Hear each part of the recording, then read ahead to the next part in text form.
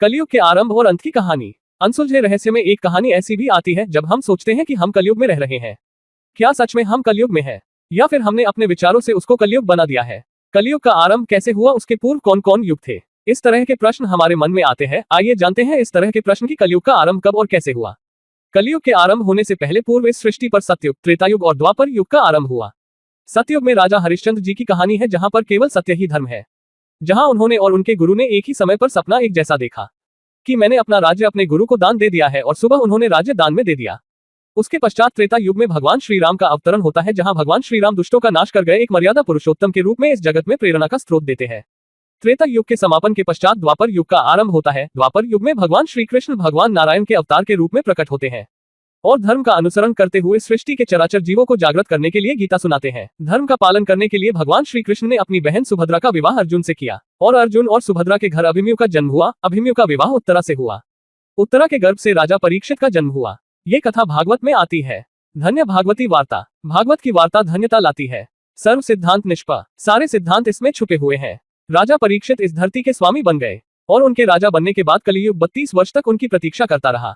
एक दिन कलियुग राजा परीक्षित के सामने आया, जब राजा परीक्षित का मन प्राण घातक हुआ। राजा परीक्षित का आखेट करने का मन बना। वे आखेट करने के लिए दक्षिण दिशा की ओर गए और कलियुग से राजा का साक्षात्कार हुआ। राजा परीक्षित ने एक विचित्र सा प्राणी देखा जिसको पहचाना नहीं जा सकता है। तो कैसे राजा परीक्षित ने पहचान लिया? कई बार प्रकृति भी समय का बोध कराती है। ये कौन अशिष्ट प्राणी है? ना वह शील और संयम रखता है। चरित्रवान प्राणियों को देख करके अच्छा लगता है। साधु नाम दर्शनाम। कुछ औषधियां ऐसी हैं जिनके स्पर्श करने से ही बड़ी ऊर्जा मिल जाती है। राजा ने पहली बार एक व्यक्ति से पूछा कि मैंने एक दुस्साहसी व्यक्ति देखा है। तेरी आंखें लाल लाल अंगारे की तरह सी दिख रही है। तेरी देह से दुर्गंध, बिखरे हुए बाल के साथ साथ छल भी दिख रहा है। तू दुष्ट प्राणी है। तूने बड़ा अपराध किया है। तूने प्रकृति के नियम और सारी मर्यादा तोड़ दी है। तू लोभ और अपने लाभ के लिए किसी के भी प्राण ले सकता है। क्या तूने कोई दुराचार किया है? क्या तूने कभी किसी अनायास किसी के प्राण छीन लिए है? कौन है? तब कलियुग कहता है कि मैं काल हूँ।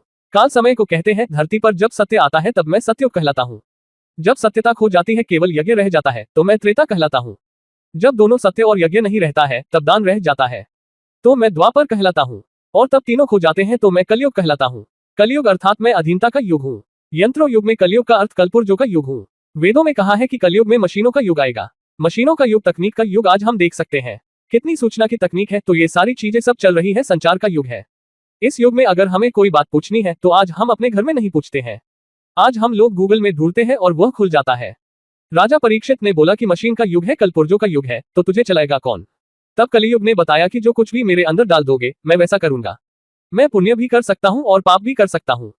मुझ में अगर अच्छी चीजें डालोगे तो मैं वरदान बन जाऊंगा, नहीं तो मैं अभिशाप बन जाऊंगा। मेरे युग पर अंतहीन साधन होंगे। अपरिमित साधनों में वहां पर असंतोष होगा। मशीनों के आ जाने से स्वतंत्र चिंतन खो जाएगा। राजा ने बोला कि मेरे समय में ऐसा नहीं रह सकता। राजा परीक्षित के पास इतनी शक्ति थी कि वह युग बदल सकते थे। वेदों में भी इस तरह से लिखा हुआ है कि आप चाहें तो आप परिवेश और युग बदल सकते हैं। हम अपने विचारों से क्रांति ला सकते हैं। हम बदलेंगे, युग बदलेगा। हम बदलेंगे, परिवार बदलेगा। हमें अपने विचार बदलने की आवश्यकता है। हम जैसा सोचेंगे वैसा होगा। तब कलियुग ने राजा परीक्षित से प्रार्थना की कि राजा मेरे प्राण मत लो, मुझे सीमांकन कर सकते हो।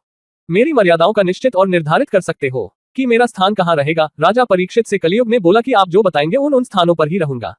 राजा परीक्षित ने कलियुग के लिए स्थान निर्धारित कर निश्चित कर दिया। ऐसा कहते हैं कि राजा परीक्षित ने कलियुग के लिए 4 स्थान निश्चित किया। राजा परीक्षित ने निश्चित किया जहां पर अधर्म के गलियारे हैं। कलियुग आप यहां रहना। राजा परीक्षित ने बोला, हे कलियुग वहां रहना जहां बिना पात्रता योग्यता के धन है, बिना श्रम साधन के जिनके पास धन आया, आप वहां रहना। उसे द्रुत कीड़ा कहेंगे, उसे जुआ बोलते हैं। दूसरा व्यसन बताया जहां हम अपने शरीर के अंदर ग्रहण कर रहे हैं, जो निकोटिन की मात्रा के रूप में हो या फिर वह किसी शराब के मात्राओं के रूप में। तीसरा स्थान बताया गुरुओं के अश्रुओं में। बहनों के आंसू नहीं होने चाहिए।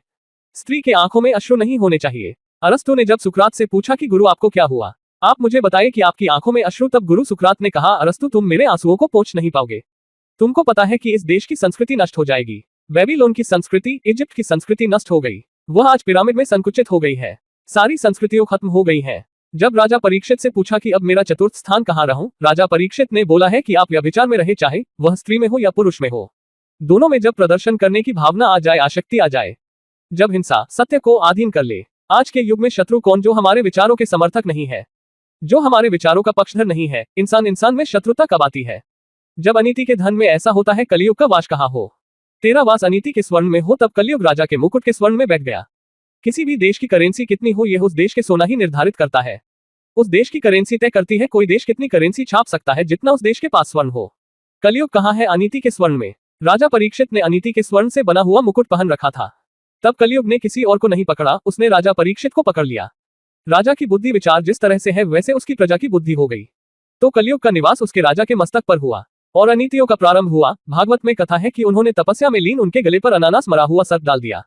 ऋषि और वेद कहते हैं कि कलयुग कभी भी पूरा नहीं होता, बाकी सारे युग पूर्ण है। जहां सत्य पूर्ण है, दान पूर्ण है और यज्ञ पूर्ण है, इसी तरह से कभी भी कलयुग पूर्ण नहीं हो सकता। उसके कुछ ही स्थान निर्धारित है, वह कुछ ही जगह पर निवास करता है। अनीति के स्वर्ण में, छल में, हिंसा में, व्यभिचार में, व्यसन में और विचारों में। कलयुग में व्यक्ति दूसरों के बल पर उठना चाहता है, वह दूसरों के कंधों पर उठकर चलना चाहता है और उनके कंधों पर चलता है। वह जिंदा नहीं होता, वह मुर्दा होता है। तब ऋषि ने शाप दे दिया था राजा परीक्षित को। तब राजा परीक्षित के गुरु शुकदेव ने उनको ज्ञान दिया और राजा परीक्षित के स्वर्गवास होते ही कलयुग पूर्ण रूप से यहाँ इस सृष्टि पर निवास करने लगा। शास्त्रों की माने तो कलयुग का अंत भगवान कल की अवतार द्वारा होगा, जो कि हिंदू धर्म में एक महत्वपूर्ण अवतार है। इस अवतार को कलयुग के अंत में आने की भविष्यवाणी की गई है। भगवान कल्कि का अवतार कलयुग के अंत में आएगा और उनकी अवतार लीला में उन्हें धर्म की रक्षा करने के लिए काफी संघर्ष करना पड़ेगा। इस अवतार के आने के बाद कलयुग समाप्त हो जाएगा और सतयुग की शुरुआत होगी। इसके अलावा कलयुग का अंत विभिन्न धर्मों और मतवालों के अनुसार भी विभिन्न हो सकता है। हालांकि हिंदू धर्म में कल्कि अवतार के आगमन को कलयुग के अंत का निश्चय माना जाता है। कलयुग खत्म के संकेतों में हिंदू धर्म के पुराणों और भगवत पुराण जैसे प्राचीन शास्त्रों द्वारा हमें कुछ संकेत मिलते हैं। इन शास्त्रों में कुछ ऐसे संकेत दिए गए हैं जो कलयुग के अंत का संकेत देते हैं। धर्म का लोप होना, धर्मात्मा तथा नैतिकता के अभाव, अनैतिक व्यवहार और अधर्म का प्रचलन, हथियारों और हिंसा के विस्तार का प्रचलन, रोग और बीमारियों के फैलना, झूठे गुरुओं और फर्जी भगवान के उदय, मानव जीवन की अवधि का कम होना, प्राकृतिक आपदाओं और आपदाएं का विस्तार होना, प्राकृतिक संसाधनों की खपत और पर्यावरण के नाश, हिंसा कलयुग में व्यापक होती जाएंगी। युद्ध, दंगे और अन्य हिंसा सामान्य हो जाएंगी। धर्मांतर, लोग अन्य धर्मों के प्रति असहिष्णु होते जाएंगे और धार्मिक विवाद अधिक बढ़ जाएंगे। ये संकेत कलयुग के अंत के संकेत माने जाते हैं। हालांकि कलयुग के अंत का सटीक समय एक रहस्य है।